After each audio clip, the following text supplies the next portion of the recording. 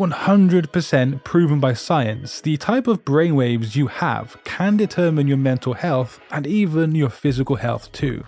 So today, we're going to look at the three main brain waves, how they affect our life both physically and mentally, and how we can transform our lives with brain waves. And we might uncover a disturbing insight linking news to your brain waves.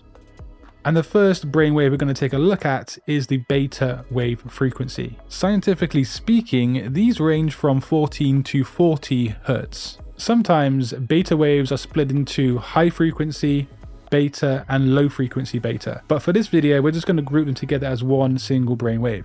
These waves dominate our waking hours when we're alert, we're focused, and knee deep in the hustle and bustle of daily life. This is obviously useful in certain situations. However, there's a big problem here. Beta waves are often linked to the flight or fight mode in humans. It's the survival mode we've evolved to harness over many millennia, and in modern day society, due to high stress jobs, stressful environments, and intense distractions, many people are spending most of their lives in these beta wave modes. This results in parts of the brain not communicating together as a whole, and in brain scans we see an incoherent picture of activity. This is essentially a highly stressed mental state. And here's the underlying issue with that. When people are stressed, they narrow their focus on their problems in a magnified sort of way. And this makes the brain even more out of balance and incoherent than it was before, which often makes the problem the brain is focusing on in the first place even worse. And as you can see, this is a vicious cycle. It's like somebody who's in a lot of financial debt. They can be easily irritated and agitated, they're highly strung, and they might even lash out at their loved ones or their friends, all while not actually solving their core problem of being in debt. That's because constantly being in this 14 to 40 Hz frequency can result in physical mental health issues such as heart problems, high risk of certain cancers, and other chronic health issues. Beta waves do have a time and a place there, of course, but we're going to come back to them later in the video because there's something pretty disturbing within society linked to these frequencies. But let's move away from these highly strung out frequencies and let's move into alpha waves. Now these tend to fall into the frequency of 8 to 13 Hz. Typically shown in brain scans, alpha wave frequencies are where different parts of the brain start to communicate together more so than in beta wave modes. This results in a more relaxed mind, but also one that is more creative and more open. Now if you imagine that person from earlier who was worrying about their debt, they were highly strung out, they were angry at the world, and they were just easily irritable.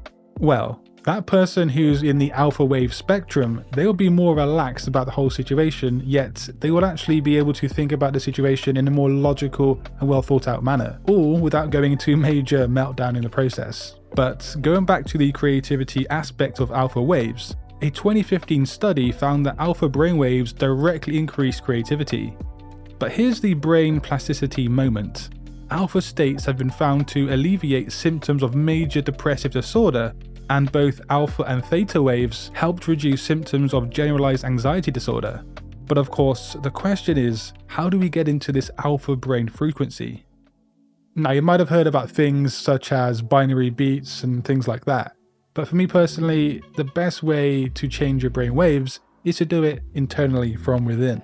Simple breathing exercises or meditation can kickstart the process of entering into these slower frequencies. And it's been shown time and time again how meditation is not only positive for mental health, but physical health too. In fact, this study here found that meditation affects the immune system and genetics positively so.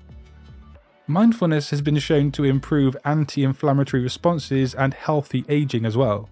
When you think about it, it is pretty cool how just slowing down your mind can actually bring about these different frequencies. Now if we drop down to even slower again to 4 to 8 Hz, we enter into theta brainwave zones. These waves can occur while you're asleep, not in a deep sleep phase, more often when you're drifting off to sleep or just before waking up. But also they can occur in waking states too.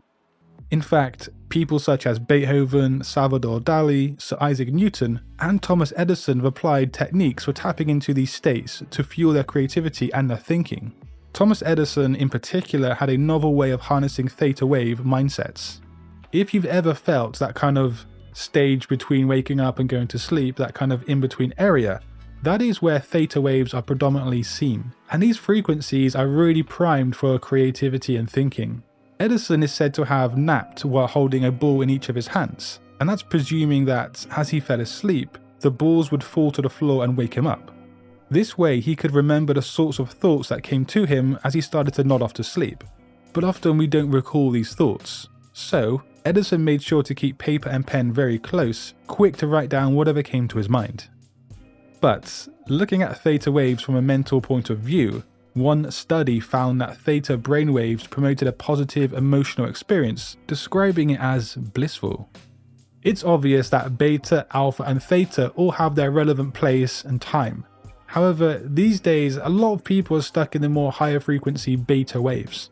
As we looked earlier, this causes a lot of problems both mentally and physically speaking. But there is something I wanted to highlight here, something pretty crazy. If you've ever watched the news, you will know just how negative it is. 99% of the stories presented in a news broadcast either cause fear, anger or sadness. The news, at a neurological level, will actually trigger the beta wave frequencies to differing levels depending on the individual and other factors. If people subject themselves to this on a daily basis, they will become uptight, easily agitated, and their creativity and mental health would actually be lower than it should be. The different areas of their brain will not communicate efficiently simply because they have subject themselves to a source of media that triggers these kind of brainwave modes. It does make you wonder, why is that the case? Why do we think this is such a normal thing to do and consume negative news every single day? Instead, I would suggest staying away from the news as much as possible and opt for focusing on positive aspects of life. There is no need to feed yourself with pure negativity every single day and bring your mind consciousness to high frequencies.